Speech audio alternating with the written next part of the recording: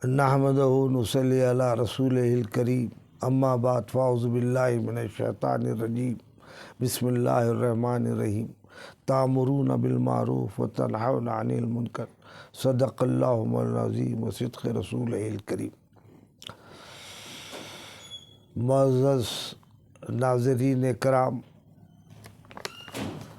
वो बाशऊर अफराद जिनकी नज़र क़ानून और हालात पर है, मैं उनसे मुखातिब हूँ। अस्सलाम वालेकुम रहमतुल्लाहि बरकातहू। बहुत ही अफसोस के साथ मैं इस बात का इजहार कर रहा हूँ कि उत्तराखंड में यकसा सिविल कोड के निफाज का उन्होंने ऐलान कर दिया और ये हिंदुस्तानी परचम को आग लगाने के मुतरादिफ है।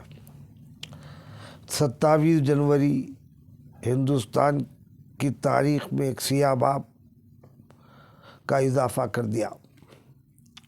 मैं सैयद शाह हामिद हुसैन शतारी, सदर ऑल इंडिया सुन्नी उलमा बोर्ड, इस बात का इजहार कर रहा हूँ कि इनका ये अमल हिंदुस्तान की तारीख़ में बदतरीन अंदाज से याद किया जाएगा।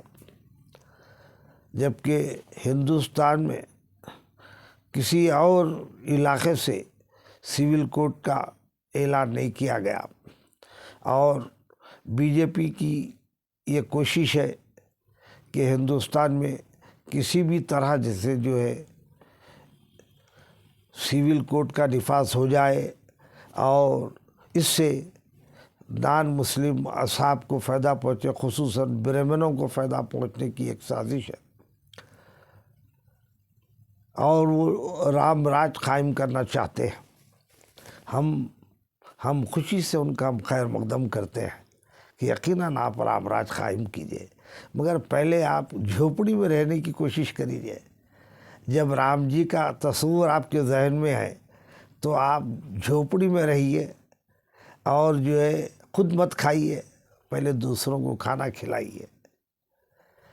अगर आपको राम राज कायम करना है तो आप 2 जोड़े कपड़ों के रखिए, एक पहनिए एक धोइए।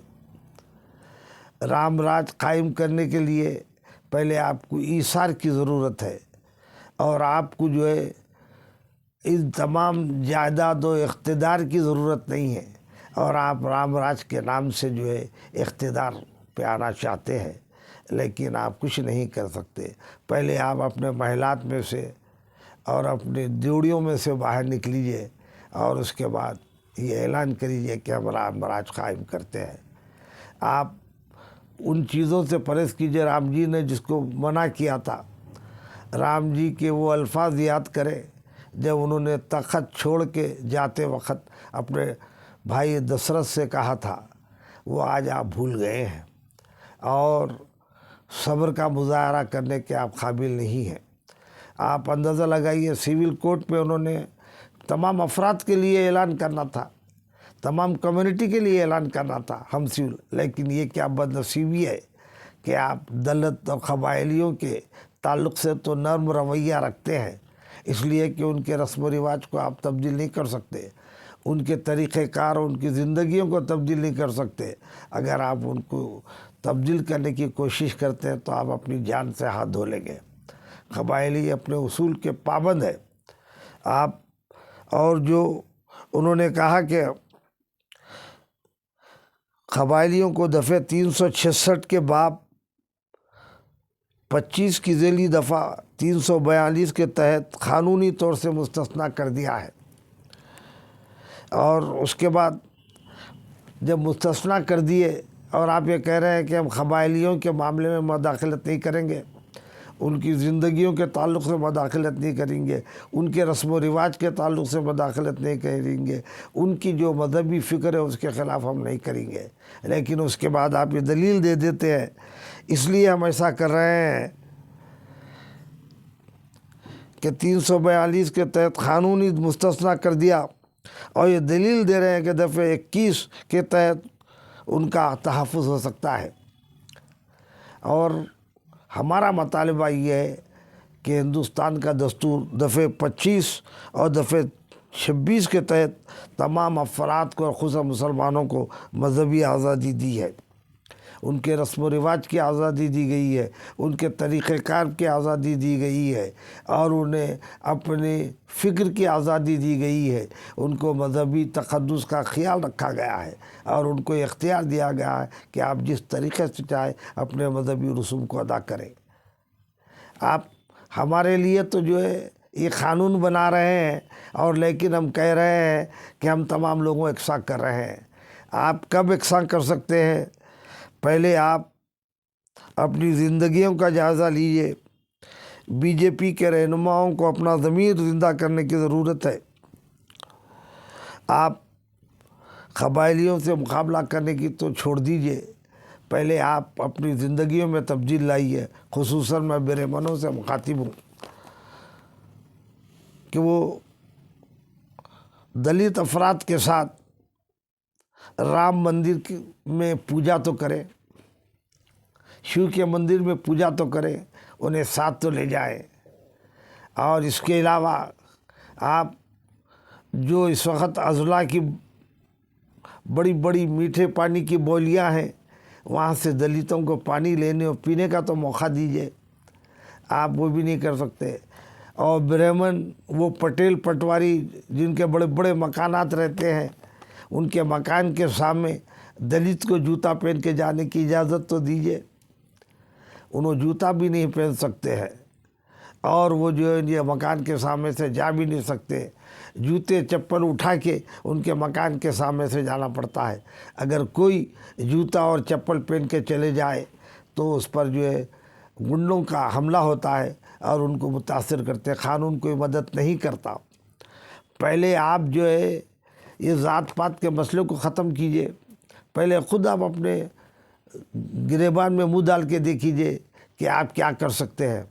4% اور 3% جو ہے برہمن ہیں، وہ جو ہے حکومت قائم کرنا چاہتے ہیں اور اپنا تسلط قائم کرنا چاہتے ہیں، اور وہ صرف یہی سمجھتے ہیں وہ جو ہے اعلیٰ درجے کا مقام رکھتے ہیں۔